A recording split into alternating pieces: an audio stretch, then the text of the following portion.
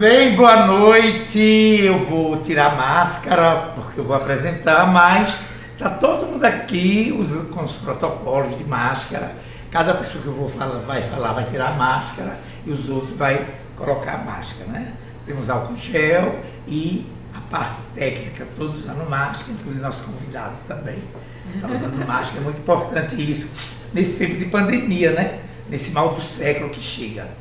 Mas, gente, mais uma vez, eu sou Edivaldo Francioli, sou ator, turismólogo, jornalista, professor de arte e educação, já aposentado. Já passei de 60, mas me considero um garotão de 30. Isso é muito importante e já na segunda noite que a gente está falando sobre diversidades, principalmente sobre LGBTQIA+, é tanta letra, todo mundo é viado na realidade. Todo mundo é viado, todo mundo é sapatão. Aí inventaram essa, LGBTQIA+. Eu quero ver o que vai botar mais letras, mas cada letra tem um significado muito importante na vida da gente. Eu vivi a fase áurea, a fase glamurosa e também a fase terrível do mundo LGBT. Foi na década de 70, né? Chegando até o início da década de 80, quando nós fomos abordados na época com o que chamava câncer gay. Abalou o Brasil na época. E eu me lembro até hoje, eu tenho essa manchete em casa, a revista Manchete. Câncer gay chega no Brasil. Porque era o seguinte, quando surgiu a AIDS, na realidade, nos Estados Unidos, em si, enfim, em Los Angeles, se colocou que era um gay, um homossexual que tinha contraído o vírus. Mas, pra gente no Brasil, só pegava AIDS quem fosse para os Estados Unidos. É incrível como era, veja só como era essa coisa antigamente, antes, né? E aí, nós que já éramos olhados de uma maneira atravessada pela sociedade. Eu morava em São Paulo, eu saí de Juazeiro com 16 anos, eu morava em São Paulo e era incrível. Quando eu entrava no ônibus, que a gente pegava o coletivo, que pegava naquela maçaneta do ônibus, que a gente tirava mais, as pessoas se afastavam. Porque eu era gay, então achavam que eu tinha um vírus por ser gay. Se eu chegasse no lugar, sentava, se eu chegasse no lugar e tivesse um lugar vazio e tivesse outras pessoas, se eu me citasse, todo mundo levantava e saía. Era terrível, a gente passou isso. Eu fazia teatro, mas também era da noite, eu fazia boate à noite. Eu dublava em Mato Grosso, sempre dublei na época, 73, 74, imagine. Eu pintava nas boates paulistanas, né? Café, Nostro Mundo, Homo Sapiens, medieval. Então, era uma vida maravilhosa. Eu fazia boate de madrugada, fazia teatro, à noite estudava de manhã, trabalhava à tarde e à noite ia fazer teatro, e o teatro ia para boate. Fazia 3 boates às vezes na noite. Ia dormir que horas? 5 horas da manhã, mas acordava 8. Então tinha uma vida muito intensa.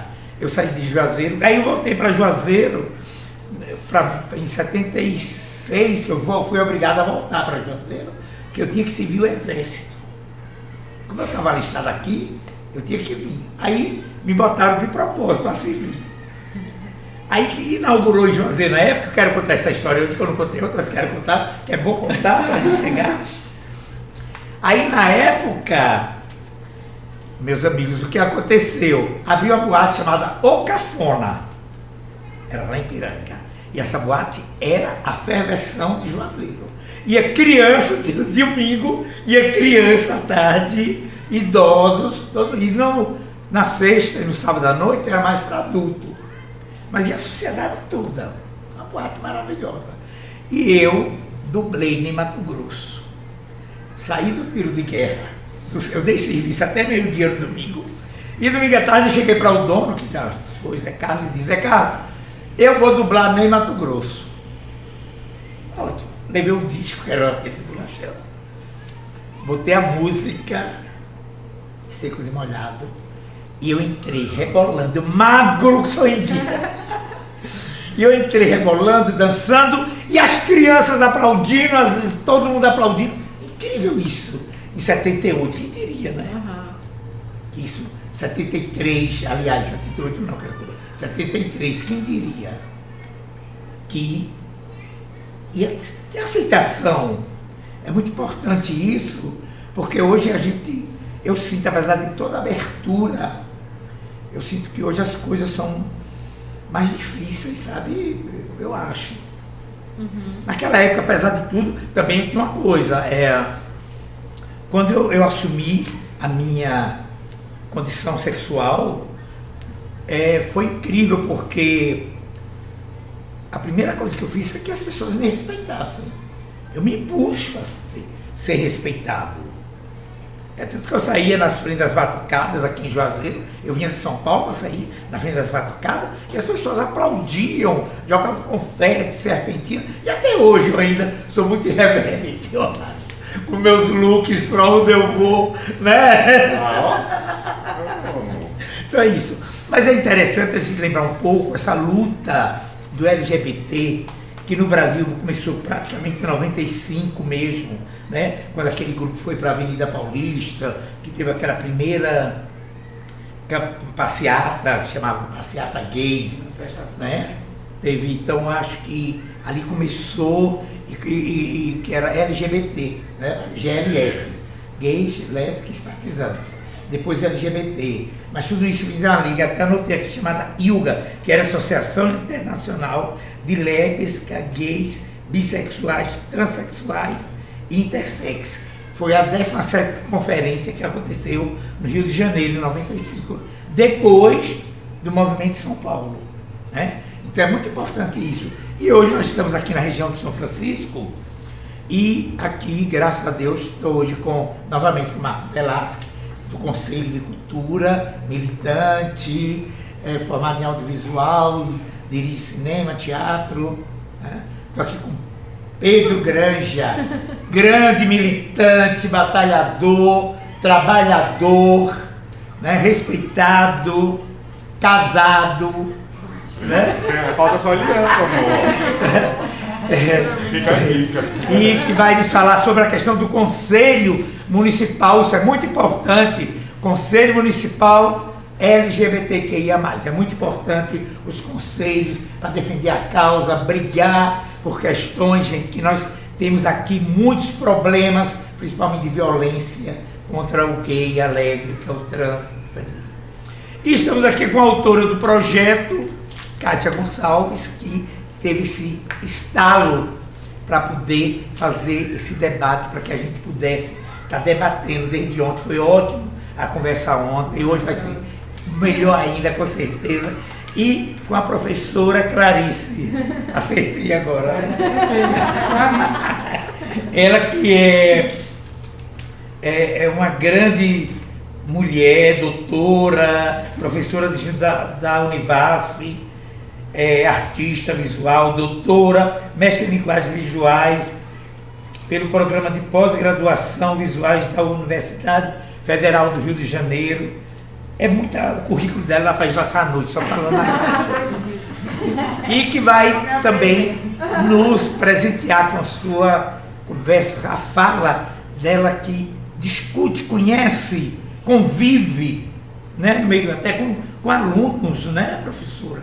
Com alunos que têm problemas. Porque hoje em dia, dentro das universidades, eu ouvi um depoimento de uma trans, de Micaela, que eu fiquei aterrorizado. Uma coisa que ela sofreu dentro da universidade, né? Então, é isso, gente. Então, hoje nós vamos falar sobre tudo isso e também vamos ter a participação de Jean Mateus, quilombola, trava preta, ativista, bioconstrutora, bacharelando em serviço social, licenciada em pedagogia do campo, filha da comunidade quilombola Paiol da Telha, núcleo Entre Rios. Ela é de Guarapuava, do Paraná. Ela fez questão de gravar, que vai estar na plataforma junto com todo esse trabalho, para a gente ouvir o depoimento dela. E também vamos ter o depoimento do médico, Dr. Rogério Leal, que vai falar sobre questões da saúde LGBT, QI, e também o depoimento do jurídico sobre união estável. A gente vai discutir depois sobre isso, né? Sobre união estável e sobre a questão da violência contra LGBT, tá? Então, quero abrir. Muito obrigado por vocês estar nos tolerando e vai nos tolerar mais ainda. Mas fique agora com a autora do projeto, que foi abençoado pela Lei Aldir Blanc, Kátia Gonçalves. Então, hoje é nosso segundo dia, né, nessa roda de diálogo, com pessoas diferentes, né, com a professora Clarice, agradeço por estar aqui, né, contribuindo com esse debate, que é muito bom.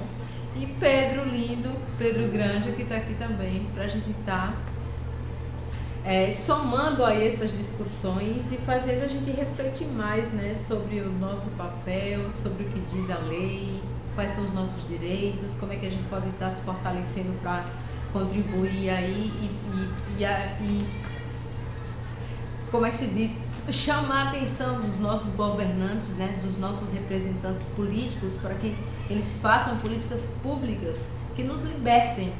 Né? Então temos também a presença de Marquinhos, que, como o Francisco falou assim, mas você sempre é bem-vindo, você é um poço de informações assim, que sempre está contribuindo com a gente nessas discussões, nos chamando a atenção, e é importante que a gente traga essa discussão para o nosso território, né? E trazer isso e proporcionar um momento como esse. Então, assim, foi a proposta do nosso projeto, porque a gente sabe que hoje essas discussões, essas pautas são escassas nos meios de comunicação, né, de massa. Então, a gente, né, proporcionando um momento como esse, vai ser disponibilizado, e aí a gente pode estar contribuindo, né, levando essas informações, principalmente para as comunidades rurais que não têm acesso a esse tipo de informação. Então, mais uma vez, gratidão a vocês, a Francioli também. E falando, né, a gente vai ter a participação aí muito importante, todo mundo, na verdade, é importante nesse debate, mas falando da trans, a Jacna Mateus, né, e ela traz um debate, a fala dela é de suma importância, porque enquanto a gente, né, os homossexuais que vivem na zona urbana, a gente já sofre uma discriminação, a gente já sofre homofobia, a gente já sofre uma violência terrível, né? Principalmente, eu tô falando eu enquanto lésbica, porque a sociedade, os homens, né, o machismo ainda, que impera e muito, aqui principalmente no nosso Vale do São Francisco, olha a mulher lésbica e para eles não admitem que a mulher lésbica tem que estar produzida, tem que botar batom, tem que, sabe? Para eles ainda acham que a mulher lésbica tem que ser aquele tipo meio másculo, né? Tem que se caracterizar, sem falar do assédio, né, que a gente sofre. E também o assédio e às vezes uma própria desconfiança que existe nos setores de trabalho quando a gente se relaciona com uma mulher hétero. Né? A gente percebe que às vezes nós somos evitadas de abraçar, de tratar de uma forma como a gente trata todo mundo, os homens principalmente. Observem ou façam essa análise, que quando as mulheres, né, que não são lésbicas, elas abraçam um gay, por exemplo, é diferente o abraço que ela dá no gay, né, um abraço que ela dá numa lésbica. Então, assim, eu enquanto lésbica, eu sinto isso, já senti muito nos setores de trabalho e sempre evitando, né, porque tipo, o que é que a pessoa vai pensar? Então, assim, voltando para a zona rural, para a comunidade, onde a Jacna ela desenvolve um trabalho muito interessante, e a fala dela fala justamente da importância de dar visibilidade a essas comunidades, né? De dar visibilidade aos movimentos sociais, às comunidades quilombolas, né? As famílias agricultoras de base agroecológica que trabalham, que produzem o alimento, porque não há nada mais importante do que o alimento. E são essas famílias que estão lá. E dentro dessas comunidades existem gays, lésbicas, transexuais. E essas pessoas precisam ter acesso às políticas públicas, essas pessoas precisam ter meios de comunicação que digam para elas o que é que diz a lei. Muitas vezes a gente não tem direito, ou muitas vezes está no papel e a sociedade ainda não trabalhou a mente para executar isso no dia a dia. A educação que falta no Brasil, principalmente aqui no Brasil. Quer dizer, é muita coisa. Então, assim, ela fala muito de um projeto que eles desenvolvem na comunidade quilombola, né? E o excedente eles negociam, eles vendem, né, esses produtos, como eles fazem também intercâmbio, né? Vários cursos das universidades. A própria comunidade vai até o quilombo para conhecer a produção de base agroecológica, né, que trabalham, que produzem de forma, contribuindo com as nossas vidas. Porque se lá no Paraná eles plantam dessa forma, né, eles estão contribuindo com o solo, com a água, com o ar e, consequentemente, está contribuindo com a minha vida. Então a gente precisa ser solidário, né, e a gente precisa pensar nessas pessoas. Então é um trabalho muito lindo, né? E é interessante que a gente vê o quanto essas pessoas estão se responsabilizando, né, por elas e pelo mundo, enquanto os políticos não se responsabilizam, principalmente a política atual do Brasil não se responsabiliza por nada e nem por ninguém. Bem, gente, mas o que o bom também vale lembrar que nós estamos comemorando 26 anos do primeiro movimento público LGBT no Brasil. Então, acho que estamos dentro dos 25 anos, mas vamos comemorar 26 anos em junho do primeiro movimento. E é bem importante esse trabalho que vai ser mostrado para o Brasil inteiro, que a gente está fazendo aqui, a gente lembrar dessa causa, sabe, Pedro? Lembrar dessa luta que a gente vem tendo, né? Vocês são jovens, eu já estou com 6,5 e isso é importante porque eu convivi, passei por várias fases para chegar hoje. Nós vivemos na época de Clarice, doutora Clarice, na época de 80, nós gays vivemos enjaulados por causa da AIDS, da pandemia AIDS, que só era destinada a gays. E agora nós voltamos a nos isolar por causa da pandemia do Covid-19. E eu consegui passar por essas duas pandemias, eu consegui passar por esses dois enfrentamentos. O primeiro foi mais terrível, lógico, porque o primeiro a rejeição era grande, como eu falei, era demais, né? As pessoas não queriam nem estar, né, nessa distância com você. Na faculdade, então, nem se fala. Eu tive vários amigos que morreram na época, vários, artistas, bailarinos, que trabalharam comigo. Não se cuidaram e foi, mas tudo bem. E em Juazeiro, né? Juazeiro é uma cidade que teve uma vida, muitos gays da época, Hugo Narvato, Carlos Cabeleireiro, era Jajá, folclórico Jajá, vale a pena lembrar. Fernando, né? Fernando Cabeleireiro, com 85 anos, Fernando foi um dos primeiros, o cabeleireiro das madames, das senhorinhas de Juazeiro. Todas as madames tinham que se pentear com Fernando. Interessante que nós gays, a gente tem uma coisa que as senhorinhas gostam de estar com a gente. Nem Mato Grosso foi uma coisa bem interessante. Ele disse que os fãs dele, crianças e senhorias, são quem mais aplaude, quem mais chega perto dele. E é mesmo. As senhorinhas adoram estar perto da gente, para contar histórias, principalmente quem é cabeleireiro, quem trabalha em salão, né? Porque as profissões destinadas aos gays na época eram essas. Cabeleireiros, maquiadores, manicures, costureiros, né? E o pessoal de teatro ficava no armário. O teatro era uma escapatória, né, Marcos Velasquez? Não, meu filho não é gay, não, meu filho é artista. Papai, que Deus o tenha, ele fazia isso. Quando as pessoas diziam, olha, o seu filho porque antigamente não usava a palavra gay, era viado, pederasta, macho e fêmea, falsa bandeira. Aí, tem um jeitinho diferente. Então acontecia isso.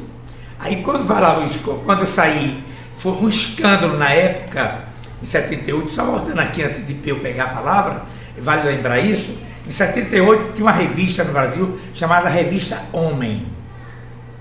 E era uma revista que publicava mulheres nuas, homens nus e algumas coisas sobre a vida noturna. E uma dessas revistas, eu apareci na vida noturna paulistana, vestido de Ney Matogrosso, fazendo um show numa boate chamado Paraíso Alegre, em Ribeirão Preto.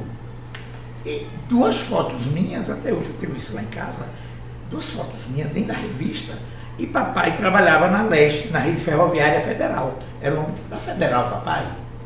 Então o que aconteceu? Os colegas dele, quando a revista saiu aqui, não deu para quem quis na época. O povo rasgaram a parte que eu estava e foram lá no gabinete dele e pregaram na porta. Quando ele chegou de manhã que viu o explosivo travesti colabora com a alegria do retiro. Olha para isso. Aí o pessoal, é o filho de Tatá. Aí meu pai disse, meu filho é artista. Meu filho não é viado, não. Meu filho é artista.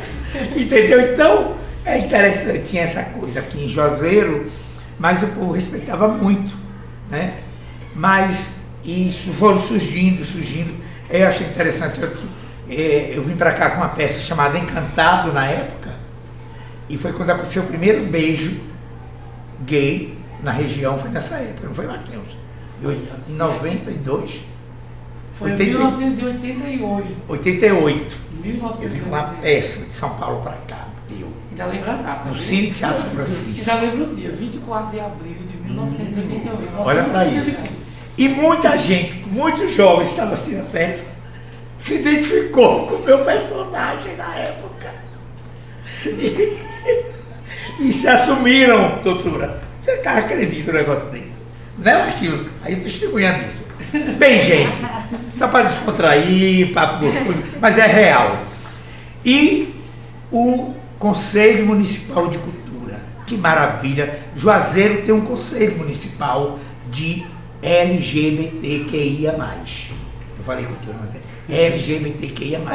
Estamos aqui com o seu presidente Pedro Granja, essa criatura maravilhosa, que tem o maior carinho, é um menino, entendeu? Mas tem uma vida maravilhosa. Pedro, pode tirar a máscara. Olha como ele é bonito, gente. Obrigado. Né? Como foi dito, meu nome é Pedro Granja, Pedro Henrique Granja, do Desterro, tenho 25 anos. Hoje eu estou pelo Rua Juventude Anticapitalista, nos conselhos que eu faço parte.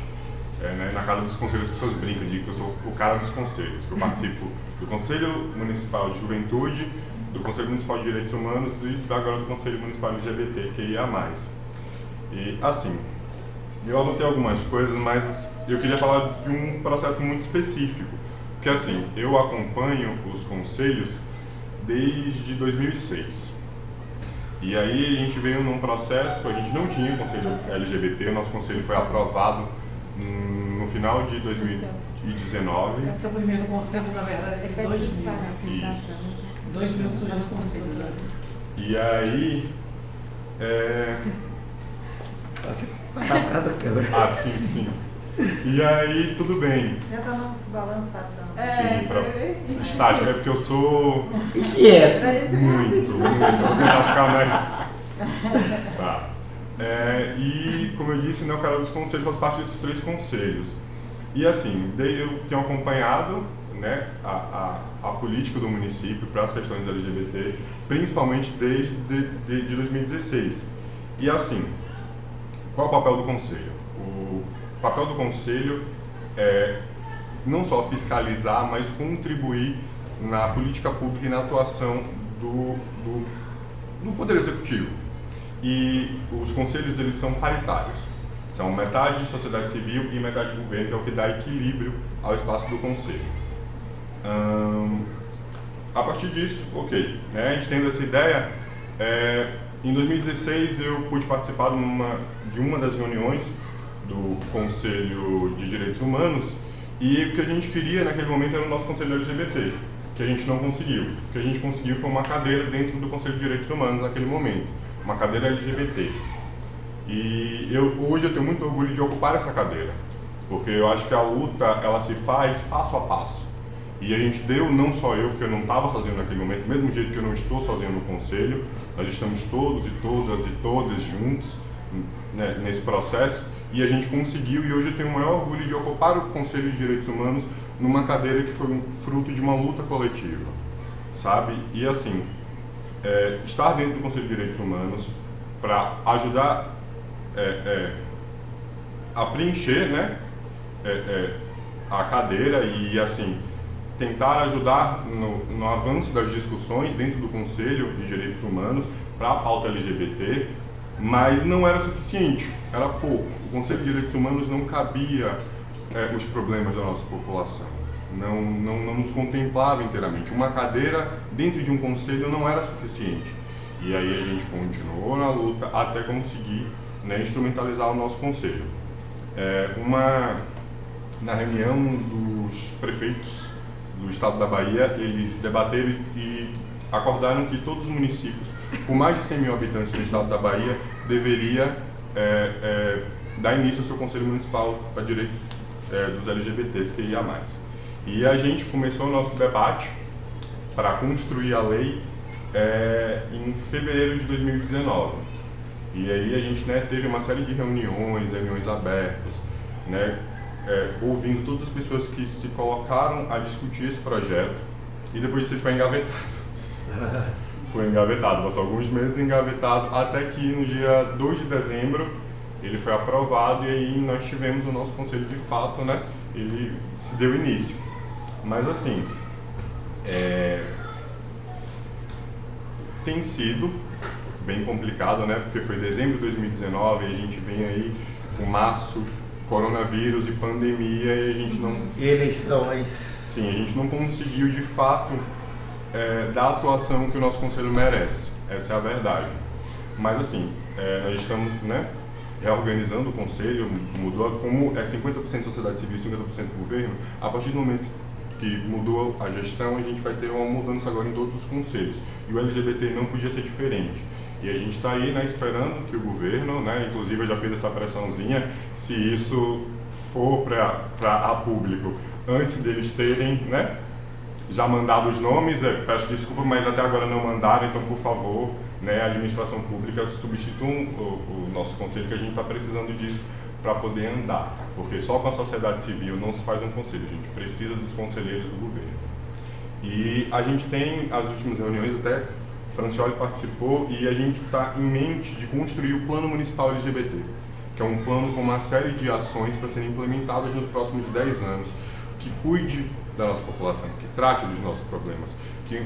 Acho que a grande questão, pelo menos do lugar onde eu estou, né, de uma bicha preta, pobre, é a urgência dos nossos problemas. A gente tem urgência das nossas demandas. Não uma simples coisa, um ambulatório. É um problema que as pessoas trans do nosso município não têm onde ter o acompanhamento devido. As pessoas deslocar para outro município para fazer uma harmonização, para fazer um acompanhamento médico. E essas pessoas não conseguem dentro do nosso município desfrutar do SUS como ele realmente que é tendo todo o cuidado que o SUS oferece para uma pessoa cis, por exemplo, sabe? Então, é uma demanda urgente do nosso município e que a gente quer que ela seja instrumentalizada no formato de lei, para que ninguém possa mexer depois. Então, a gente tem lutado, né? E ter o conselho é um dos degraus dessa luta. E é uma luta que vem muito antes de mim e que vai para muito além de quando eu ia embora, a partir dessa minha existência, e que ela deve ser construída com cautela e degrau a degrau, porque do tempo que eu me entendo um ser ativista, que saiu do Facebook ou daquela rodinha de amigos de reclamar da nossa situação, para ser enquanto agente de tentar modificar a estrutura, porque o Conselho ele é uma estrutura, eu anotei uma expressãozinha que eu vi que contempla muito, não vou achar, não anotei, mas ela é uma espécie de estrutura infraestatal, porque não é exatamente governo, mas não é também exatamente sociedade civil. É um espaço, é um órgão deliberativo e consultivo para as políticas públicas. Então, é a partir desses espaços que a gente consegue influenciar na execução da política pública, que a gente consegue participar da criação de projetos, a gente consegue participar de uma política que não está sendo feita da melhor forma. A gente tem o Conselho de Cultura que cuidou do edital da Lei Aldir Blanc. A gente tem um Conselho de Direitos Humanos que já fez fórum, já fez debate, então a gente tem uma série de conselhos. Os conselhos têm a sua importância, têm o seu papel na fiscalização e na promoção, junto com o poder público, dos direitos para que cada conselho defende. E o nosso conselho, ele é muito novo, ele vai fazer 1 ano, mas a gente está aqui e a gente não vai recuar, a gente sempre esteve aqui. E agora nós temos o nosso espaço de debate, o nosso espaço para propor e para fiscalizar e para construir junto com as próximas gestões que entrarem na nossa prefeitura. É uma coisa que a gente não pode arredar o pé, que a gente precisa ocupar, e não simplesmente ocupar, é ocupar e dar funcionalidade, porque um conselho que não propõe, que não discute, que não cria, que não fiscaliza, é um conselho sem propósito, porque a gente precisa de fato ocupar esses espaços e ocupar os espaços da maneira que eles devem ser ocupados, que é com discussão, que é com proposta e principalmente construir uma alternativa que consiga dar de conta do nosso agora, dos problemas que nós temos, das necessidades que nós temos, e eu acho que o espaço do Conselho é primordial para isso. E uma coisa que você estava falando sobre seu pai, uma coisa que minha mãe diz é que um LGBT nunca sai do armário sozinho. Quando a gente sai do armário, a gente leva a nossa família junto, porque a partir dali é o pai do viado, é a mãe do viado, é o pai da sapatão, é a mãe da sapatão. Então quando a gente quebra o nosso armário, a gente acaba levando todo mundo junto, sai todo mundo. É bom Pedro estar falando sobre isso também, e é uma preocupação também, Pedro, que eu fiz parte também do conceito que a gente discutiu, sobre a questão de uma casa de acolhimento, Sim. Há essa proposta também. Sim, assim, esse projeto, ele está aí, e a nossa intenção é botar para ser discutido em sociedade, porque esse plano, se a gente deixar a discussão do plano só para os conselheiros, ele vai ficar raso. A gente precisa ouvir o máximo de pessoas LGBTQIA+, dentro do nosso município, porque a gente precisa entender todos os problemas, ou pelo menos todas as possibilidades que a gente pode alcançar para resolver e para chegar até essas pessoas. Então não adianta o Conselho tem 18 pessoas, não adianta a gente fazer um projeto de lei, um plano municipal com 18 meses. Não, a gente precisa da maior quantidade de opiniões de pessoas para a gente construir de fato um documento com propostas que tenham a nossa cara e que entendam as nossas demandas. Muito bem. Bem, gente, aí vocês viram aí o depoimento de Pedro, o presidente do Conselho LGBTQIA+, de Juazeiro, muito importante, e é um conselho forte que, como ele diz, vai ter que mobilizar todo LGBTQIA+, para discutir a questão do plano, que é muito importante. Não é isso, Marcos Velasco, você da cultura, militante... Rapidinho, é muito importante a fala de Pedro. Além disso, Francione, para que a sociedade saiba que existe um conselho.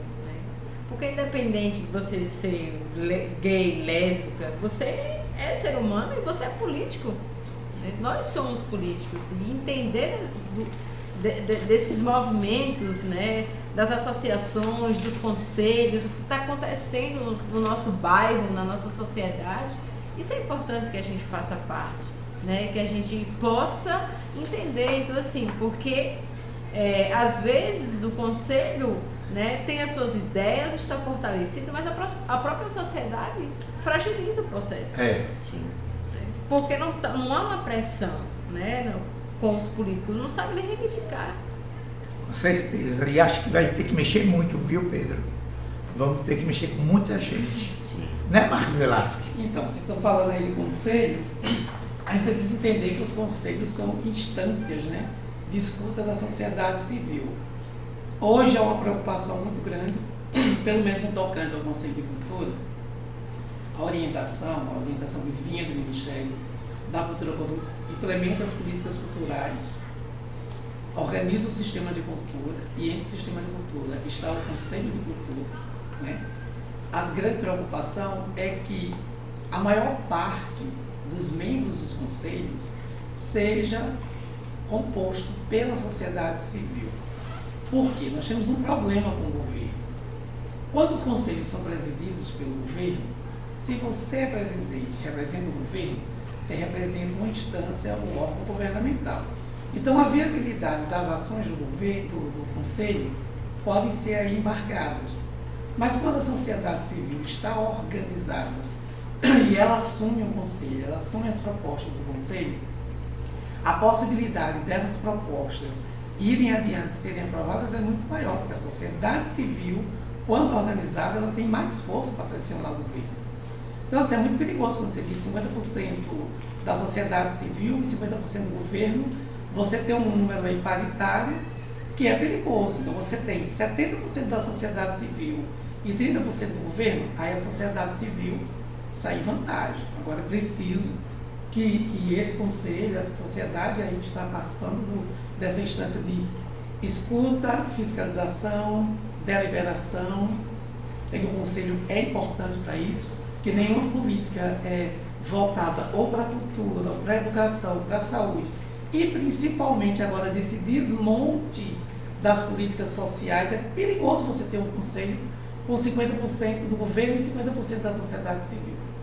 É muito perigoso. Então o Conselho LGBT é novo no processo, mas ele já vem como resultado de lutas bem mais distantes, né? Se nós pegarmos a história do movimento LGBT no Brasil, o Grupo Gay da Bahia, pioneiro, né, na discussão das políticas sociais, políticas de enfrentamento, políticas de contra a homofobia, políticas de educação, Total. inclusive, né? Está aí uma série de publicações que o GGB faz, né, e tem feito até então. Por quê? Quando nós estamos lidando com a instância da sociedade que é marginalizada, no caso os LGBT, nós LGBTs, né, nós estamos muito à margem das políticas, muito distante do atendimento dessas políticas, então nós precisamos estar mais fortes, né? As paradas da diversidade, eu fiz uma crítica muito sutil, porque eu acho que carnavalizou-se muito, mas o fato de estarmos na rua, seja festejando ou debatendo, já é um ato político muito forte, é um enfrentamento muito forte. Juazeiro nunca teve uma parada da diversidade. Juazeiro teve uma corrida gay, aliás, 2 edições da corrida gay, no final de 1999. Um em 1999 e um em 2000, organizado por um sargento da polícia, que era simpatizante ao movimento. Ele financiou tudo. Até hoje ele é muito simpatizante. Você vê, olha a contradição. Depois, em 2005, nós tivemos não uma parada, nós tivemos uma caminhada. Na época, Cláudio Damasceno já estava atuando como ator e a gente resolveu fazer uma caminhada. Pasme, nessa caminhada, quem estava concentrado acompanhando eram os amigos que não eram gays, porque a população LGBT da cidade estava na calçada assistindo. Sabe? Então, assim, não vamos criar aqui uma culpabilidade de ninguém. Se nós pegarmos o histórico de Juazeiro em relação às violências contra LGBTs, o primeiro escracho, o primeiro desmoralização pública de um LGBT aconteceu numa passeata de carroça onde um homossexual foi ultrajado para atingir moralmente sua família e atingi-lo moralmente, porque ser viado não podia. Ele foi exposto em via pública, junto com com os bandidos, né? Assim, historicamente falando. E eu até inclusive falei sobre isso ontem. Quando a gente fala dos enfrentamentos, quando a gente fala dessa possibilidade que nós temos, a partir dos conselhos, de fortalecermos as lutas, né? Porque o que a gente usufrui hoje, né? Você é mais jovem do que eu. O que a gente usufrui hoje das políticas LGBTQIA+, é resultado de muita gente que morreu, é resultado de muita gente que foi estuprada para poder voltar. As mulheres foram muito estupradas, gente. Nossa, Continuam sendo. E continuam sendo. Basta saber que uma menina é lésbica, um monte, incentivada até pelos pais. Quando a menina é gay. Lésbica também não, basta ser mulher. Basta ser mulher. Não, eu estou falando assim na questão de ser lésbica, porque há um negócio muito forte. Juazeiro. Aconteceu um fato terrível. Terrível envolvendo gente de nome político importante que exercia o poder na época. A irmã era lésbica, namorava com um homem trans, o primeiro homem trans que eu conheci em Juazeiro, e a família se juntou para espancar os dois. Gente de nome importante na cidade, que ocupou o cargo na Câmara de Vereadores, estava legislando. Nossa. Sabe? Então isso é muito forte. Então quando você fala, eu volto a tocar nesse assunto. Tenha muito cuidado com essa coisa de 50% do poder público e 50% da sociedade civil. O Conselho de Cultura já derrubou isso. Nós já não temos 50%, né, da sociedade do governo. É um número muito pequeno que a gente fica derrubando cadeiras. Não tem que derrubar. O que tem que debater é a sociedade. Quem tem propriedade, quem tem um lugar de fala para debater as políticas para LGBTs não são os héteros. São os LGBTs que tem que debater. Sim. Eu me lembro que no dia do lançamento desse conselho, eu peguei o microfone e fiz a crítica. Cadê os LGBTs para ocupar a mesa? Não tinham, só tinha eu e você. Eu acho que Antônio sentadinhos ali, aguardando o momento do conselho. Aí uma mulher da educação, que inclusive eu questionei ela, disse que, na época ela disse que o conselho estava montado, que era importante, e eu disse, e as políticas culturais? E as propostas para a cultura, mandaram a proposta aí as bobagens. Umas idiotices absolutas. É bom que eu tenho a oportunidade de falar isso. Nada propositivo, sabe? Nada que valorizasse nem LGBTs, nem a cultura de uma forma geral. Vergonhoso. Agora vocês estão com um conselho e é importante que se pense nos projetos de lei mesmo. Eu acho que quando a gente fala da saúde para a população LGBT, eu trabalhei como técnico de enfermagem, inclusive no centro de referência, que na época era doenças sexualmente transmissíveis, agora é infecções sexualmente transmissíveis, e o atendimento era hostil, principalmente quando o paciente, vou chamar paciente que era a linguagem técnica que a gente usava, o paciente chegava para o aconselhamento. Você vai fazer um teste, uma testagem para sífilis, gonorreia, HIV, principalmente HIV, você passa por um aconselhamento.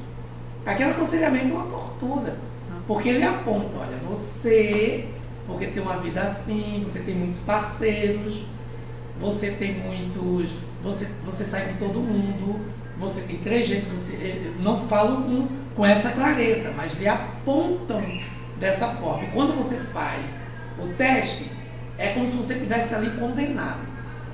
E o primeiro caso de AIDS em Juazeiro, na década de 80, 89, se não me engano, não foi um homossexual, foi uma mulher hétero. Foi. Uma mulher hétero. E foi marginalizadíssima por causa disso. E aí quando você vem naquele discurso que a própria Organização Mundial de Saúde e o próprio Ministério de Saúde reforçava, os homens gays, as mulheres gays estavam vulneráveis, nós não estávamos na esfera... Era o grupo de risco. Nós não estávamos na esfera que a igreja defendia, crescer e multiplicar-nos, né? Dentro da lógica deles. Então, esse foi o grupo preferencial para que a Organização Mundial de Saúde e o Ministério da Saúde apontassem como os culpados do câncer gay ou da peste gay. Juazeiro viveu um inferno, porque você não podia emagrecer. Eu sou magrelinho, né? Mas se eu emagrecesse mais do que isso, é soro positivo. Tá com AIDS. Não podia nascer uma ferida. gera sarcoma de Kaposi. Então assim, e nós perdemos muitas pessoas, vítimas da AIDS, perdemos sim. Por Mas falta de esclarecimento. não, mas muitas delas eram usuários de drogas injetáveis. Tanto é que logo depois criou-se um programa de redução de danos. Eu já cheguei a trabalhar nesse programa de redução de danos e muita gente não aceitava o programa de redução de danos. Eu achei fantástico você distribuir ali as seringas descartáveis para que as pessoas preservassem a vida, sabe?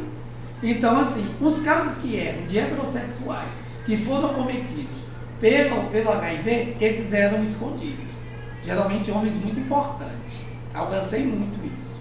É até antiético eu estou falando sobre isso, mas eu acho que aqui nesse momento é fundamental que se saiba, porque AIDS não é uma doença de gay, isso é de qualquer pessoa.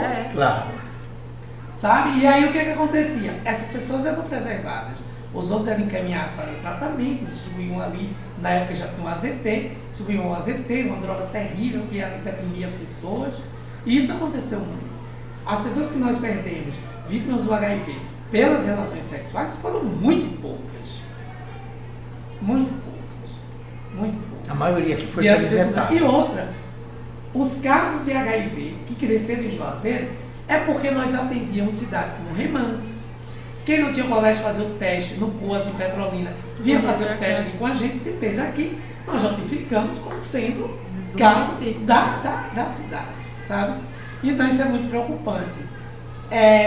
Tive amigos que morreram de soro positivo e recentemente eu tenho um sobrinho que é soro positivo e é heterossexual. E a mãe dele virava para mim sempre, na época do auge, né, do HIV, dizia: ah, você é novinho, cuidado, não fique transando por aí não, porque você vai pegar e você vai morrer igual aos seus colegas. Não, mas depois eu tive a oportunidade, eu vi engraçado, que eu passei por esse processo todinho e não fiquei soro positivo. Mas não se preocupe não, que eu vou cuidar do meu sobrinho.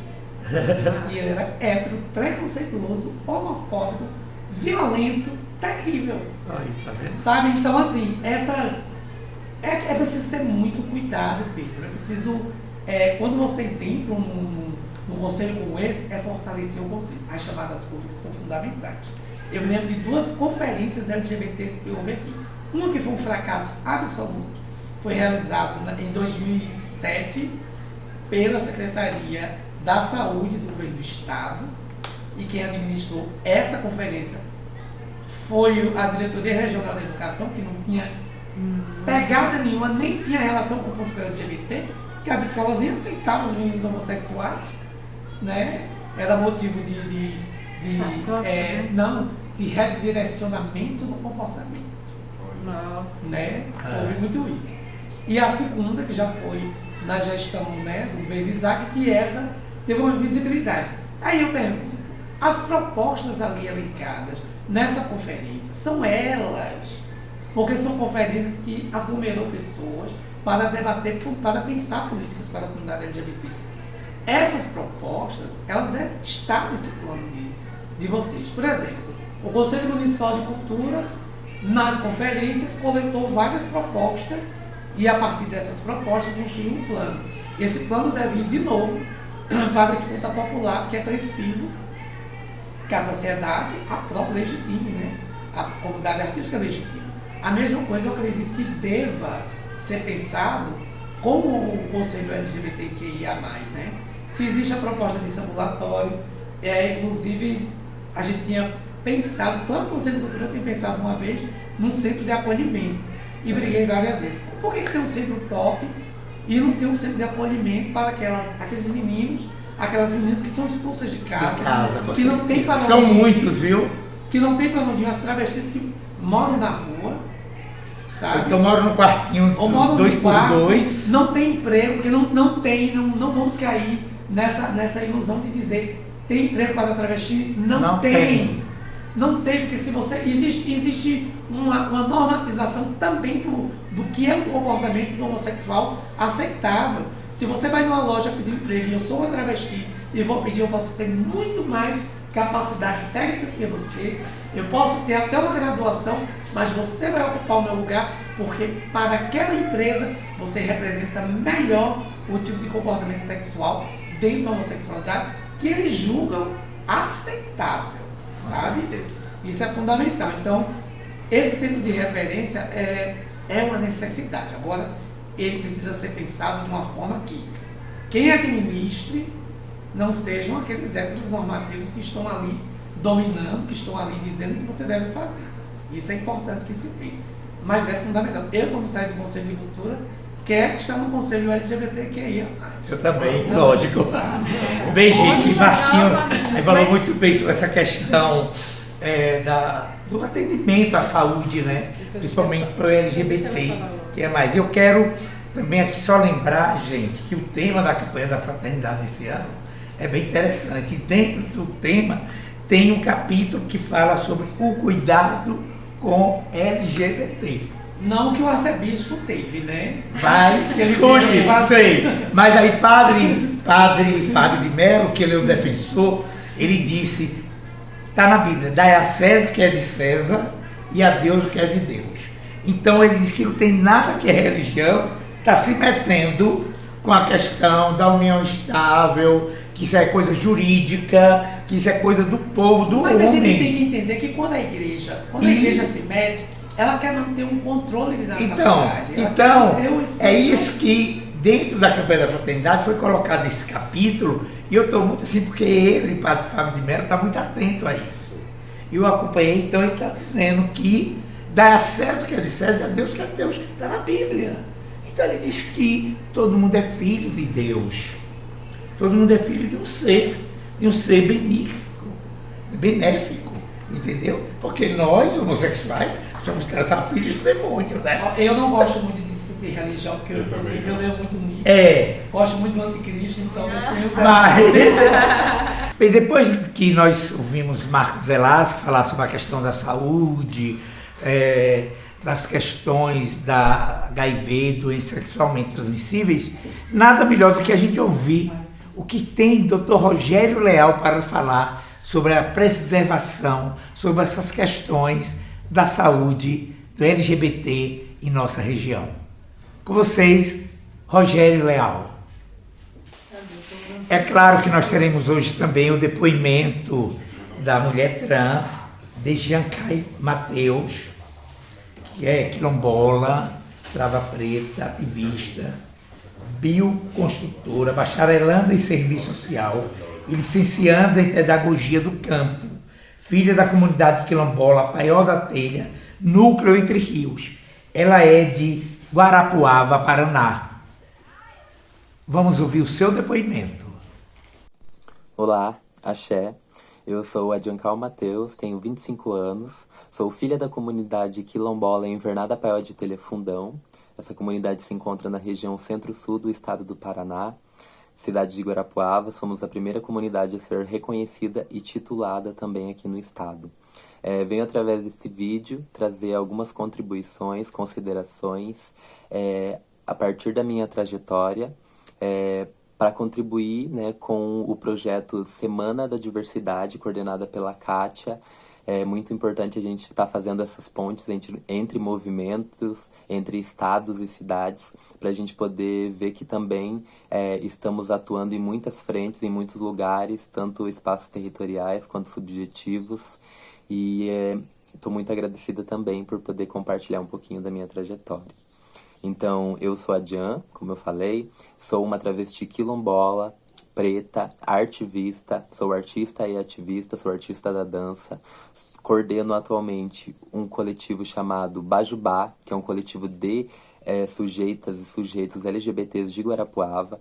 Também sou uma das coordenadoras do coletivo cultural e artístico Paiol das Artes, um coletivo que existe desde 2007 aqui na comunidade, onde a gente tem desenvolvido várias atividades aqui na comunidade, mas também dentro de escolas públicas, universidades e espaços públicos, com o propósito de trazer visibilidade para as questões das comunidades quilombolas, comunidades indígenas tradicionais, MST e ribeirinhas no Brasil, né, como chamam também de povos das águas, povos das florestas, que trazem as demandas, né, as demandas da questão agrária, conflito territorial, questão de trazer outras possibilidades de geração de economia, a consciência sobre a alimentação, o que estamos consumindo, questões raciais, de gênero, sexualidade.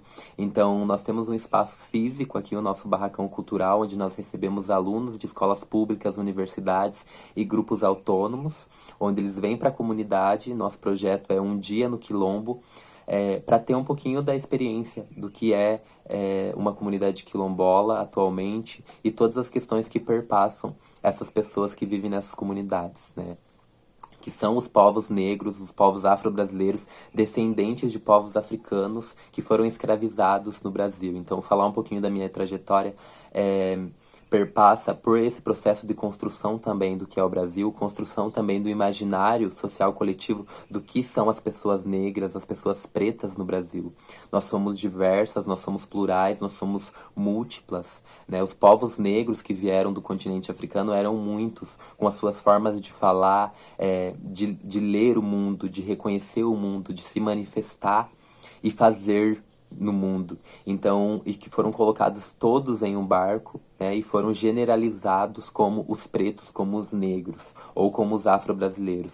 Mas que existe uma diversidade múltipla de formas de ver o mundo, as cosmovisões, né, dos povos africanos e afro-brasileiros, ou afro-indígenas.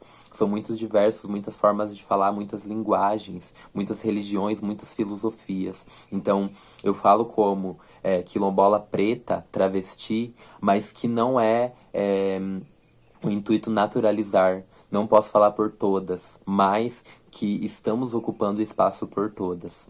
Então, hoje a comunidade quilombola, ela é reconhecida e ela também é titulada, né, a partir de um longo processo, né, desde da expropriação dos nossos ancestrais, lá no ano de 1890, até os dias de hoje, a gente está resistindo para poder permanecer no território, né, resgatando os nossos saberes ancestrais, que muitas vezes foram apagados e invisibilizados pelo processo de escravização.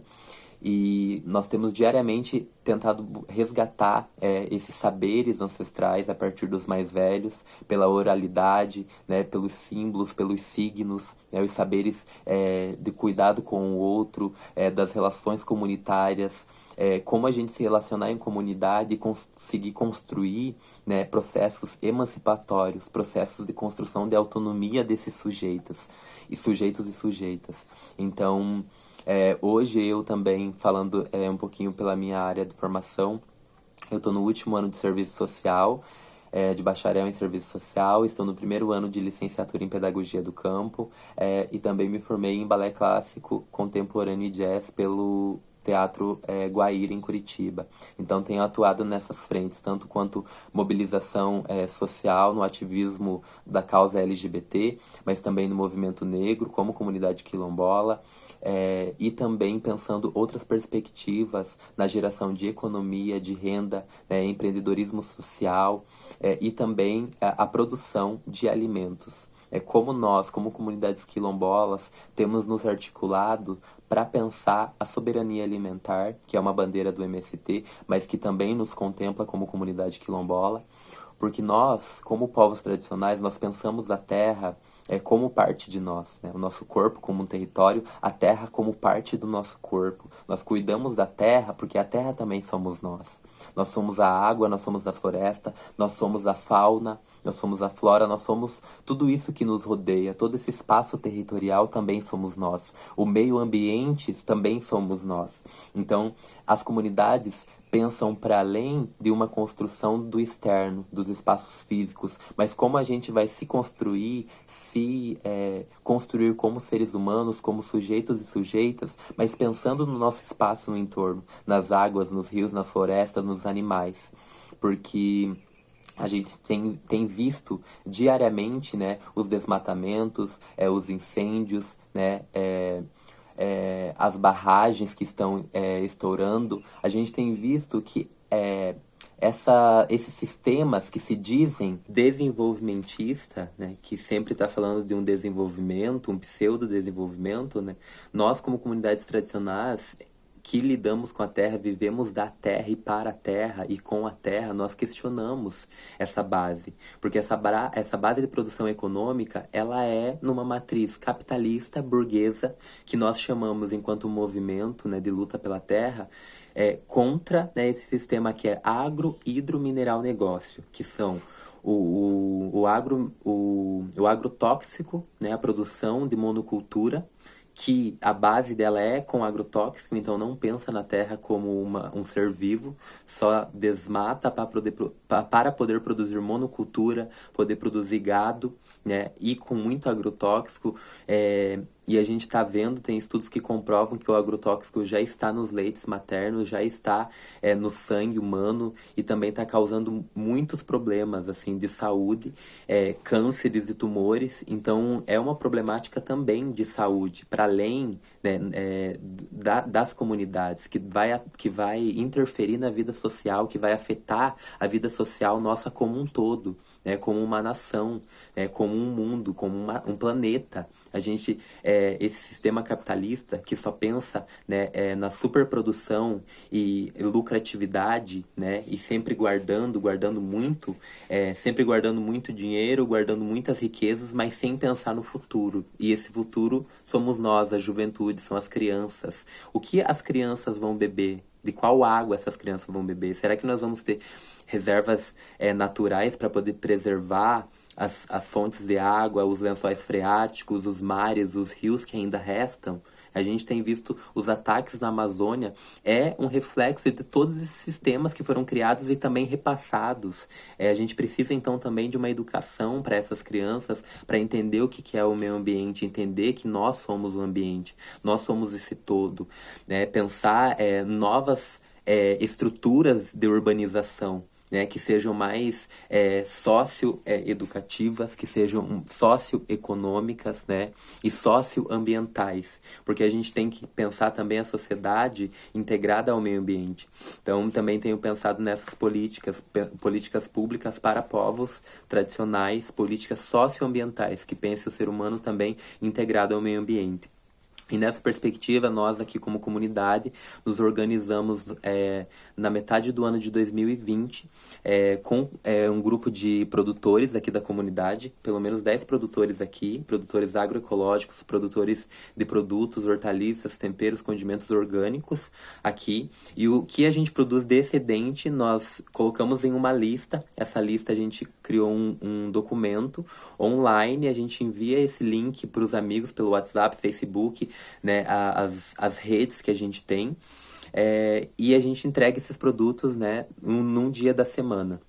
Então, assim, foi uma das formas que a gente encontrou de gerar renda dentro da comunidade com esse excedente que a gente produz, né? Porque esses produtos também, a gente come desses produtos, a gente se alimenta a comunidade com esses produtos produzidos aqui. E o excedente a gente troca também com a cidade, que precisa também ser alimentada. A gente também tem visto uma alta nos preços dos alimentos, e principalmente alimentos, né, com propriedades nutricionais, né, e vitaminas, que são os alimentos orgânicos, agroecológicos. Então a gente tem visto também como uma forma não somente de gerar renda, mas de expandir a consciência do consumo. O que a gente tem consumido? O que a gente tem, da onde que vem o produto que a gente consome? Então também temos feito levantado essa bandeira, né, a bandeira da agroecologia, da agricultura orgânica, né, da agricultura familiar, que alimenta o Brasil desde sempre, né, sempre foi a agricultura. A gente não se alimenta de monocultura, de soja, de trigo, de grãos, a gente se alimenta de vida, a gente se alimenta de produções orgânicas. Então, a gente precisa valorizar realmente a produção dos pequenos. Então, é um projeto autônomo feito pelo Coletivo Paiol das Artes, mas aqui na comunidade nós já temos uma outra associação institucionalizada, que é a Associação Rural para o Desenvolvimento da Comunidade Paiol de Telha, onde a gente já tem uma panificadora. Essa panificadora tem articulação com outras comunidades que produzem trigo orgânico. A gente produz pão envia, né, manda para merenda escolar, então também através de um projeto do município. Também entregamos doces, conservas, compotas, tudo processado também na nossa mini indústria. Então a gente tem, através desses mecanismos, engenhosidades que a gente encontrou para poder trocar com a cidade, né, mas ter o mínimo, se alimentar bem, comer bem, viver bem, porque eu acho que essa é a nossa principal bandeira como comunidade tradicional. O respeito à terra, mas também a permanência à terra, e também resgatar esses saberes, né, e compartilhar com o mundo tudo que essas comunidades têm trazido para nós, que é muito rico e é uma riqueza imaterial, mas que nós trazemos também para a materialidade e para a prática. E é por isso que nós temos preservado as florestas, as águas, né, os rios, os animais, porque a gente consegue se entender como parte desse espaço, né, territorial, como parte desse espaço que também é político. Então, é isso. Axé, seguimos. Né, os povos negros que vieram do continente africano eram muitos, com as suas formas de falar, de ler o mundo, de reconhecer o mundo, de se manifestar e fazer no mundo. Então, e que foram colocados todos em um barco, né, e foram generalizados como os pretos, como os negros, ou como os afro-brasileiros.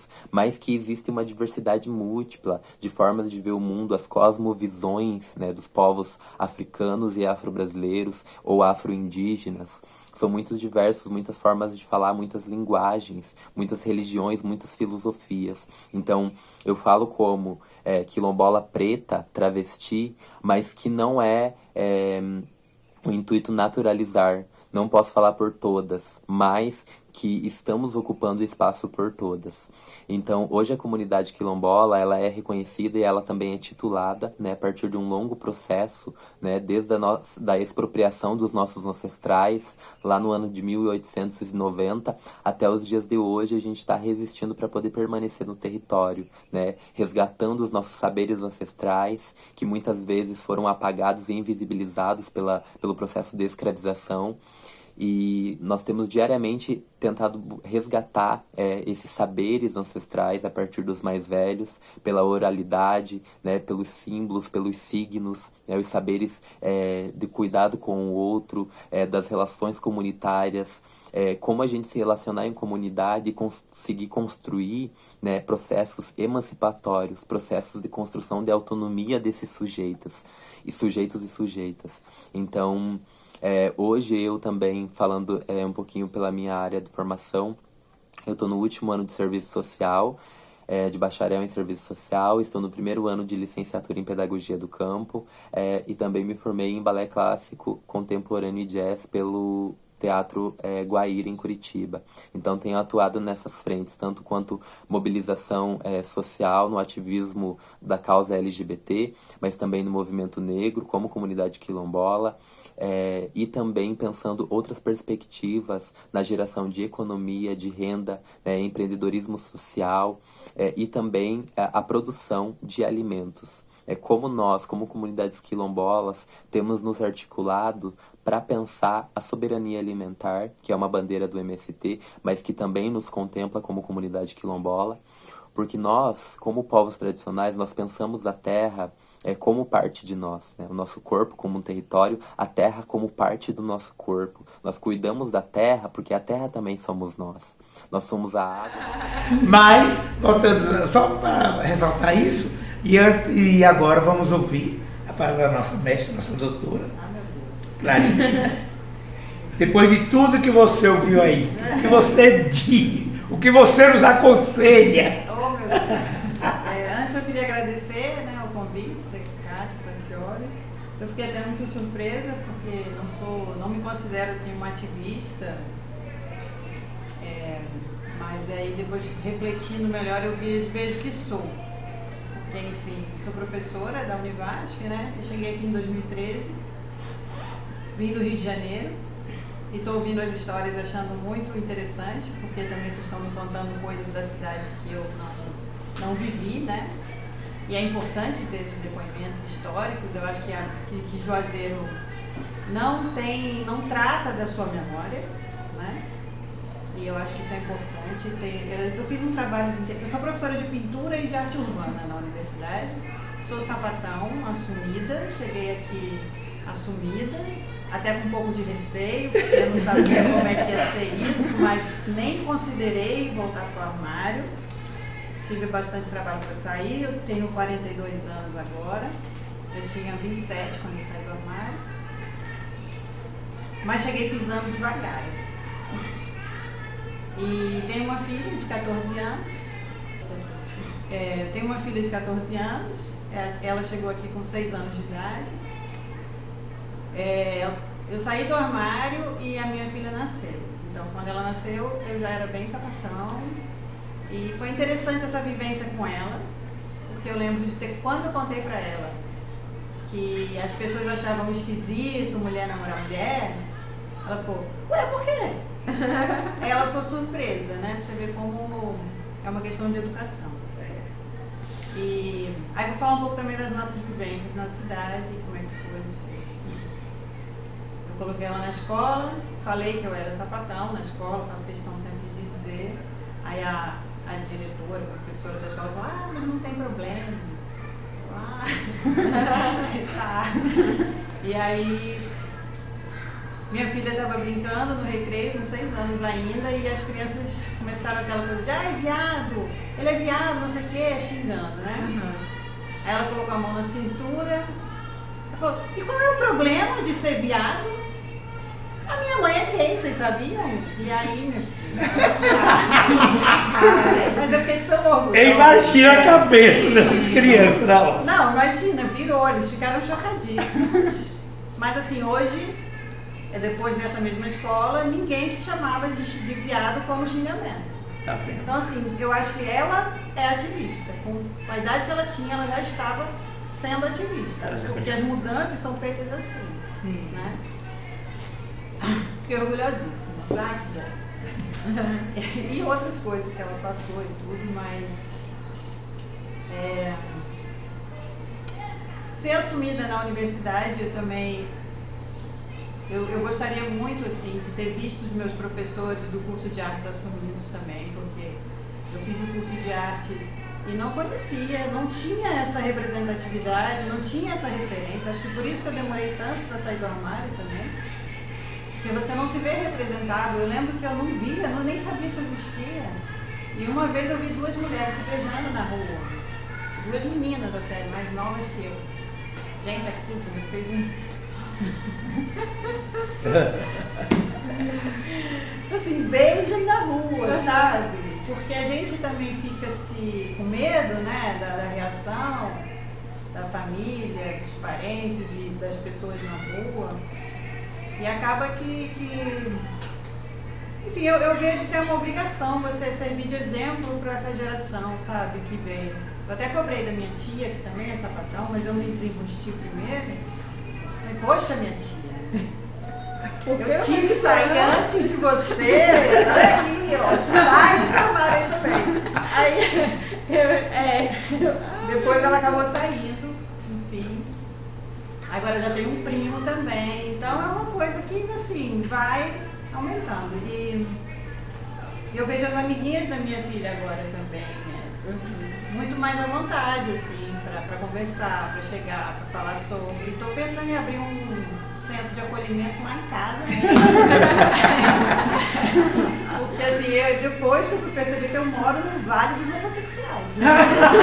Só tem gay nessa cidade. Aqui é São Francisco da Bahia. Maravilha. E aí eu vejo as amiguinhas da minha filha, às vezes os amiguinhos passando por dificuldades em casa, que a família não aceita e bota pra fora. E eu acho realmente importantíssimo ter um espaço de acolhimento. O que mais que eu posso dizer? Na universidade, eu sou professora, vocês estão exaltando aí minha formação, mas eu penso que o principal papel de um professor, ainda mais num curso de arte, é a escuta, né? É exercitar a escuta. Eu tenho feito isso muito, praticado muito a escuta. Quantos anos você tem? Porque a gente, enquanto professor, aprende muito a falar, né? Você tem que saber falar, você tem que saber discursar. E agora eu vejo que não é muito esse o meu papel, é muito mais escutar e talvez só orientar no que eu puder, fazer essa troca. Para mim o ensino é sempre um diálogo. Então, assim, enquanto professora eu aprendo muito com os meus alunos e sim, tivemos alguns casos muito complicados na universidade com pessoas trans. No curso de arte também temos. Talvez até o próprio curso de arte seja estigmatizado dentro da universidade, entendeu?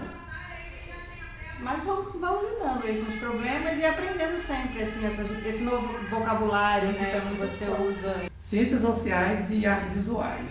Os dois únicos cursos que tinham lá, em 2009, por aí, era terrível. Eles derrubavam tudo que a gente fazia, desconstruíam tudo. O povo dos cursos de engenharia, né, olhavam pra gente sempre atravessado. Acho que até hoje, né? Assim, e talvez assim, aquilo que você falou, né? Meu filho não é gay, é artista. A maioria dos artistas acaba sendo gay mesmo. Mas não é coincidência, gente.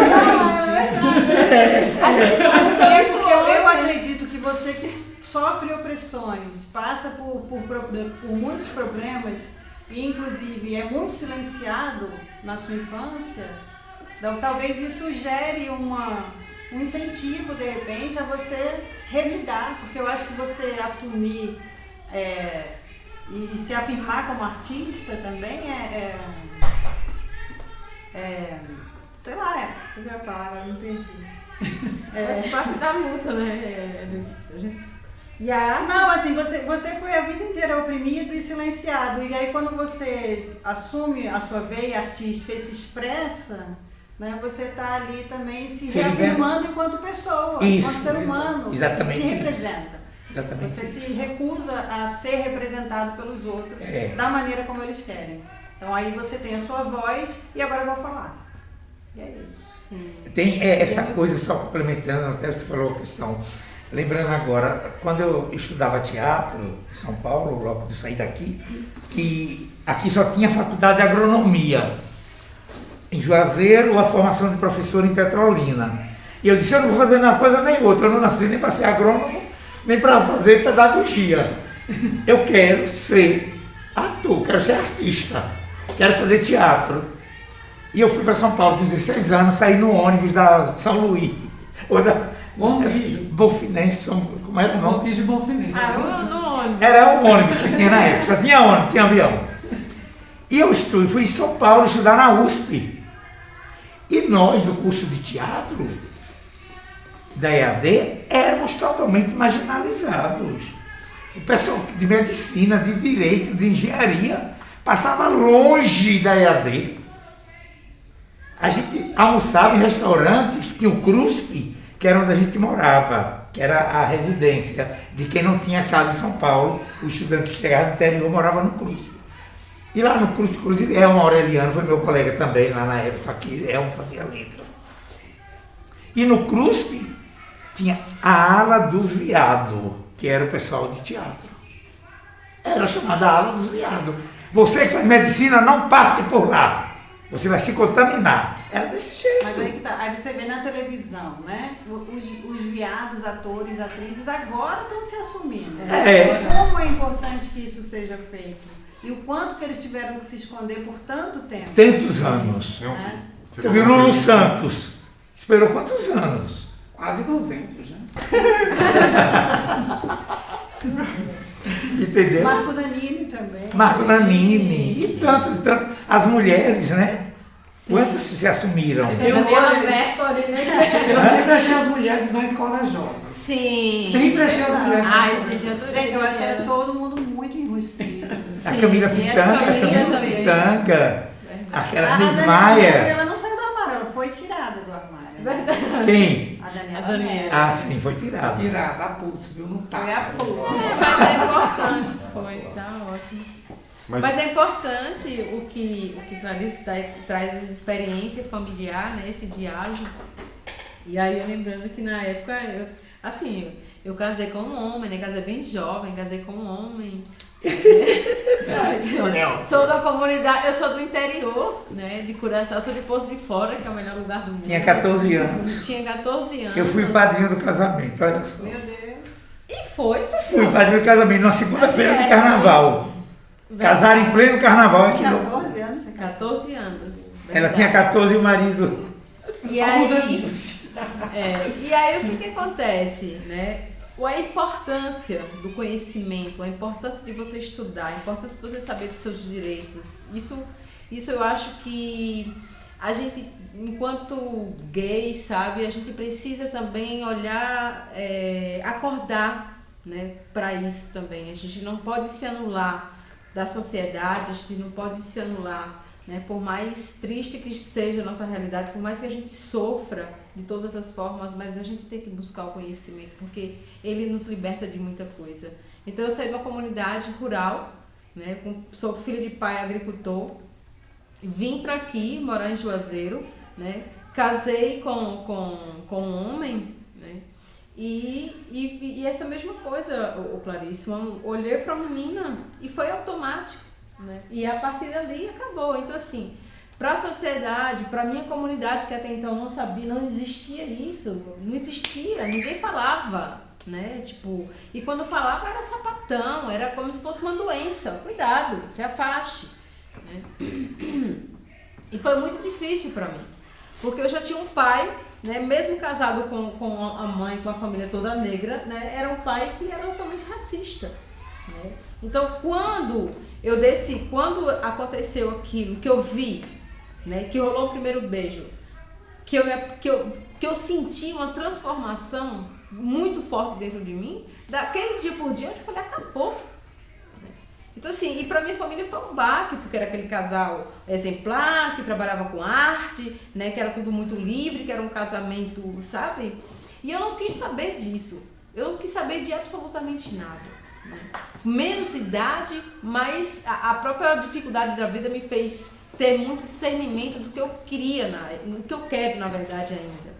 Então eu consegui romper isso, tinha um filho, né? Então assim, foi uma separação muito dolorosa, porque há uma diferença também para você ousar em fazer isso, dependendo da condição social em que você vive. E é muita coisa, muitos inclusive hoje vivem dentro de uma condição, por não ter condição na verdade, se oprime, vive num armário. As mulheres principalmente. Muitas que são casadas hoje, por não ter um emprego, por não ter uma liberdade financeira, acabam se matando por dentro, por causa da família, por causa de um emprego, por causa de sabe-se de quê, e aí acaba se submetendo a uma violência terrível, né?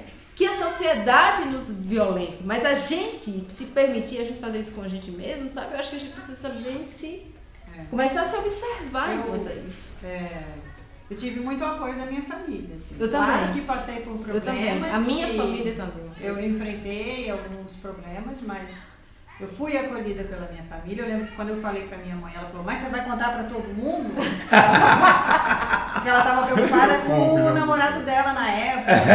Eu falei, vou sim. Contei pra minha avó, pra família inteira. Inclusive, minha avó foi morar lá em casa, namorava na frente da minha avó. Não tem essa. Tá morando comigo, é isso aqui. Isso. E ela, minha avó, eu fiquei surpresa de como ela realmente mudou. Sabe? Então, às vezes, a gente subestima até a nossa própria família. Mas, claro que tem famílias e famílias. Então, assim, eu tive a sorte de ser acolhida pela minha família, queria até reforçar isso. A importância dessa família acolher, porque quando a família acolhe, o resto do mundo, que se foda. Que se lasque. Que se foda. Agora você fica empoderado pela sua família. Agora, quando a família não acolhe, o Estado tem que acolher. Eu acho que é o papel do Estado realmente estar reeducando essas famílias. Então, assim, pensar numa política de educação, inclusive nessas escolas, quando já começa essa diferença de menina rosa, menino azul, brinquedo de menina, brinquedo de menina, acabar com essa palhaçada. Festa de pai, festa de mãe, festa de família, gente, né? Não, e a gente também, porque a gente precisa parar com isso, porque quando tem um aniversário de criança, por exemplo, né, que é uma menina, a gente não leva bola. A gente leva bonequinho, a gente leva roupinha Eu rosa. dei uma a gente não vassourinha e um leva. rodo pro meu sobrinho pequenininho. Assim. Sim, mas a gente toma, todo mundo precisa esses pensar. homens inúteis que não lavam uma louça, puta que pariu. Então não pode educar assim, gente. Porque a pessoa que não lava uma louça não vive sozinha, não Claro. sabe se cuidar, vai Exato. precisar sempre ser dependente da pobre da mulher. É. Não pode, não vai ficar lavando louça pra macho, pelo amor de Deus. Exato. Nem servir prato de macho. Aqui é demais. Eu fiquei surpresa chegando aqui com o machismo. É, Eu muito. já não tinha percebido. No Rio de Janeiro eu não tinha consciência. Aqui ficou uma coisa gritante. É gritante, ainda é. Eu vou só contar aqui um exemplo nisso, que o machismo aqui vem de longas. Depois passa Vem de longas o machismo aqui. Você tem ideia, quando eu fiz 14 anos, então meu pai disse, vou levar você para ser homem. Quero levar para ser homem, para o cabaré. Tentaram fazer isso comigo também. E levava os amigos, Sério? para os amigos ficarem na antessala para ver a mulher do cabaré sair com lençol branco manchado de sangue. Você tinha perdido o cabaço. Eu levava um truque. Meu Deus. Era desse jeito, para dizer, meu filho é homem. E não adiantou. Com 16 anos eu saí de casa, fui para São Paulo, pintei, bordei, tricotei e ainda faço até hoje. Mas essa coisa da família realmente apoiar é importante. Mas depois eu tive muito apoio da família, muito. Até hoje minha mãe, de 84 anos, é meu xodó, que eu amo. Ela só diz, tome cuidado, meu filho. Ela só diz isso. A preocupação maior da minha mãe era isso, assim, como que Tome eu ia cuidado. enfrentar a sociedade. É. Também. Só comentário que eu ia fazer sobre o que Clarice falou, né, de onde a gente chegar, a gente né, dizer que é viado, que é sapatão, porque é necessário que a gente seja uma referência acessível, porque a gente... Eu entendo que eu sou mais novo aqui e quando eu comecei a me descobrir, as referências que eu tinha eram caricatas, sabe? Até eu tinha mais referências sobre corpos trans do que de fato sobre homens gays. Então, onde eu chego, eu faço questão também de dizer que eu sou gay, que, sabe, a gente mudou, a gente mora na Penha, eu e aquele rapaz. E assim, a gente tem um negócio com celular. A gente tem uma placa na nossa porta e a gente faz conserto de aparelhos, celulares e tablets. E aí os vizinhos notaram 2 homens numa casa com um quarto só e vinham, e elas tinham medo de perguntar, como se fosse uma ofensa ser gay. Vocês são um casal? Perguntavam se eram irmãos. Vocês são irmãos? Não. São primos? Não, somos namorados. Sabe? Aí é necessário fazer isso. Porque eu vejo, né, no meu bairro, e no meu bairro tem, né, o que a gente chama das crianças viadas. Aquela criança que é mais afeminada e que é importante a gente ser uma referência acessível para um gay que está se descobrindo, para uma lésbica que está se descobrindo, um corpo trans que está se descobrindo, porque não existia. Quando eu comecei a me identificar, eu não achei uma referência acessível. E é importante que a gente seja essa referência. Muito bem. É muito legal. Bem, gente, já estamos chegando ao gente, final. eu quero falar da minha mãe também, porque... Não, gente, eu também sou muito grata à minha família, porque, meu Deus, eu tenho uma mãe que ela é a super mãe, né? Os meninos, Marquinhos, o Francioli também. Aí eu chego lá e tomo conta da casa. E é importante que a gente tenha esse apoio, né, da família, realmente, porque o resto que se foda, mas trazendo essa discussão da gente, sabe, se assumir enquanto sapatão, enquanto gay hoje, quando a gente está dentro da nossa casa, eu acho que fica mais fácil, dependendo, né, porque a gente não sabe quem vai estar escutando, vai estar assistindo ao vídeo, assim, mas depende muito, né, do seu território. Depende muito de quem está comandando, de certa forma. Hoje é comando, realmente, no Brasil. Né? Porque hoje, na verdade, eu, enquanto lésbica, juro para vocês, eu não me sinto mais à vontade hoje, né? Embora esteja solteira, mas eu não me sinto à vontade de sair com a minha namorada, como eu fazia antes, né? Há 3 anos, há 4 anos atrás, e sair livremente e poder até dar uma bitoca sem nenhum constrangimento e sem achar que fosse agredida. Hoje, com a política que nós temos no Brasil, eu tenho medo. Pois eu caguei, viu? Eu tenho medo. Eu tenho medo. Eu tenho medo. Eu tenho medo. Eu fui casado com o Vinícius e eu andava com o Vinícius o tempo todo. Só que eu não nasci pra casamento, não. Sinceramente. Bem, é diferente de mim, né? Eu não consigo, não. Agora, quando vocês falaram aí de ter que chegar e se assumir, eu me lembro que eu fazia um estágio pela Univasf, numa escola no interior. Ensino Fundamental 2. Eu optei ir para lá, porque eu já tinha dado aula lá, povo adulto, aí eu optei em dar aula para os meninos pequenininhos. Quando eu cheguei no 6º ano, terrível, os meninos quebravam tudo. Aí começaram a cochichar. Aí eu digo, vocês estão falando de quê? Aí uma menina disse, professor, ele acha que o senhor não é igual aos outros, não. Eu digo, sou viado. Sou viado, vou dizer, vocês têm um professor de arte aqui que é viadíssimo. E se vocês quiserem continuar sendo meus alunos, ótimo. Se vocês não quiserem, eu vou para outro lugar sem problema nenhum. Pronto, acabou. Ficaram meus amigos e só tive problema com a mãe. Chegou lá uma vez, a gente fez um trabalho sobre religiões de matriz africana e ela disse que a filha não ia fazer porque é coisa do demônio. A coordenadora era evangélica. Eu gostei muito da atitude dessa professora. Ela chamou essa mãe e disse, vai fazer. Eu não quero saber se é do demônio ou se é de Deus, não. Estou no ambiente da escola, se aqui é lugar de produção de conhecimento. Vai fazer ou vai ficar sem a nota. Acabou, sabe? Então, eu acho que quando depende de como você chega mesmo. É claro. Se você chega dizendo quem você é, eu acho que tudo melhora. Até os problemas que você vai ter, você consegue enfrentar. Não, Marquinhos, nesses espaços, sim. Por exemplo, lá em Poço de Fora, eu digo que a minha comunidade, eu tive a oportunidade de estar lecionando lá algumas disciplinas. E uma mãe de uma aluna me chamou porque estava preocupada com a filha de 14 anos, que estava simplesmente era prima, não podia ir da comunidade onde ela vivia, né, para Peões, porque ela disse que a filha estava indo se encontrar com a prima e que a prima era como eu era. Eu digo, e como é que eu sou? Isso, juro para você, e como é que eu sou? Não, porque você sabe o que é que você... Não, o que é que eu sou? Eu perguntei para ela, né? Não, porque você gosta de mulher. Eu digo, sim, e qual é o problema? A sua filha quer ir para casa da prima que gosta de outra mulher. Isso é um problema, cuidado com o que você está alimentando. Exato. Cuidado com o que você está fazendo. A regra máxima. Então, assim, nesses locais, né, nesses espaços, a gente precisa realmente reforçar essa política. Claro. Né? Que tem de reprimidos ali. Identificação, sabe, de você... Porque você quebra, você silencia esses burburinhos que ficam. Você sou lésbica. Inclusive, a gente... Acabou. E a gente precisa estar fazendo sobre isso. Porque quantos não estão ali quando você diz eu sou lésbica, eu sou gay? Ai, meu Deus, eu não sou sozinha. Tem uma Agora, você imagina, Marquinhos, você imagina também o Clarice. Assim, eu acho que a regra máxima é meu corpo, minhas regras. Sim. Seu corpo, suas regras. Tem que a sociedade entender isso. Isso. Acabou. Seu corpo, suas Você regras. bota um filho no mundo, não é pra você, não. Não é pra suprir as suas carências e sei lá o que.